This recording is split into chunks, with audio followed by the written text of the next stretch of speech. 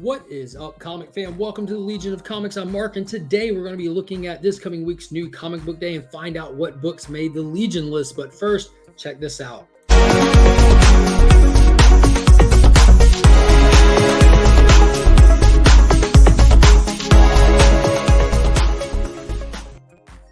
Huge thank you to the channel sponsor, Big Time Collectibles. Be sure to check them out at bigtimecollectibles.com for some of the hottest exclusives in the game. You can also follow them on Instagram and Facebook to never miss out on some of the awesomeness that they are doing.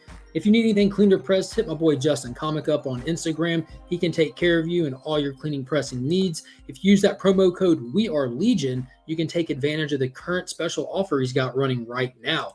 All right, let's get into it. This is, again, another week that is not overloaded, which is great because I am overloaded with life these days, but it's getting better. We're past the master, so I'm excited to get into some books and get some more free time to get down and read some of them, which is great because there are some great reads dropping this week. And first up on that list is Flash number 781. So we're seeing the after effects of the whole battle with Eclipso on Gemworld and how things are going to pan out from here and where it's going to be going from here. So I'm excited to be diving into another story arc, and I'm starting to wonder how much of events are going to start seeding the Dark Crisis event coming, because we know Eclipso is part of that, and we just saw his big scheme go down in Gemworld, but we're getting a big appearance by Kid Flash in this, and they're continuing with the awkward artwork on the covers of these.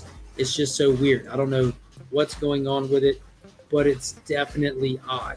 Next up, we have Nightwing, issue number 91. This will be the second issue of our two-part crossover with Wally West Flash. In that last issue, we saw them face off at the very end and cliffhang with none other than KG Beast, who is responsible for shooting Nightwing sometime back and him getting amnesia and all that. So I'm excited to see where this goes. The dynamic between the two is awesome. Dick Grayson and Wally West are longtime friends from their time on the Teen Titans. And then next up, we have a big one this week. The one that people have been talking about since issue 1 of this series started. It's Hulk number 6 from Donny Cates. So this is the one that everyone is, I don't know, I'd call it flat specking on, because they've been trying to build it up to be this big thing with the coming of this character called Titan, which is like the most extreme, most powerful, most dangerous personality of the Hulk yet. And they've built him as the Null for the Hulk. And I don't know. I'm not seeing as much fanfare around this as we saw for Venom and the Null introduction. That was a lot more drug out. That was a lot more teased and built up. And this is just straightforward. Issue number 6, they're getting the rollout of him. We just saw him in issue number 3. He was in numerous panels. They teased him. I mean, I would consider that a first full appearance when he's in numerous panels, just because he wasn't, you know what I'm saying? Like, if this issue never existed, Titan already existed. You know, he was there. But anyways, this is the one that everyone is calling his first full appearance. And I'm excited to see where it goes. This series has not been like my jam, but hopefully we can get past the Starship Hulk part and get into the Titan stuff, because I love the whole thing with the different personalities of the Hulk and the whole, that's just the part that I enjoy so much. And Al Ewing played into it so well the last run. And I'm excited to see what Donny Cates will do with it in this run. So far, this story's been all action with zero substance. So I'm hoping that with diving into this and more of the psyche of Bruce Banner, we can start getting that substance that I'm looking for. Because other than that, like, I don't really have any other complaints other than it sucks, but maybe it'll stop sucking. Next up, we have Nice House on the Lake, issue number 7. Phenomenal series so far. I've really been loving this, and we're supposed to be getting more of the house dynamics post the mid-series break. The first 6 issues, there's a certain dynamic with the house, and now this one, we have Walter living amongst the people in the house, with them having no real recollection of all the things that they discovered in the first half. And we're going to really start to see it all unfold, and we started getting some answers in that last issue about what things are and aren't. But there's still countless questions, and I'm intentionally beating around the bush because I'm not going to give anything away about this book, because discovering it is every bit of what makes it so awesome. So I'm definitely looking forward to this.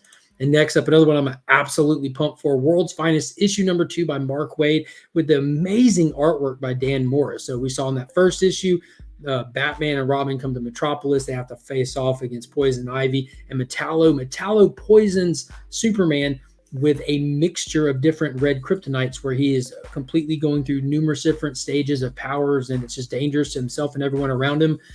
Niles and the Doom Patrol get called in to help with the situation. They get him under control and back to the estate of the Doom Patrol, where they're going to try to fix him and get him past this problem, as well as we got a tease of the real villains that were lurking in the shadows. So maybe we'll see more of that. I don't know. I avoided the synopsis on this.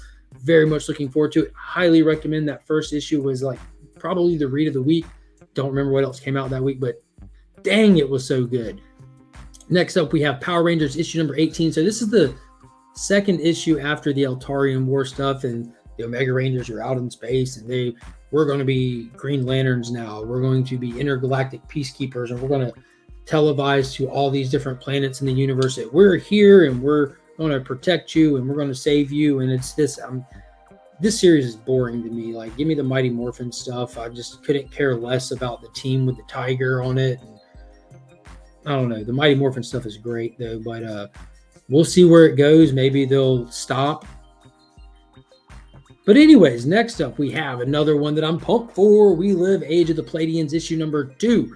So we did get that huge rollout with issue number 1, with having 2 separate issues, and we saw what's going on with the Pleiadians, as well as what's going on with people in regular society and how it looks doomed all around.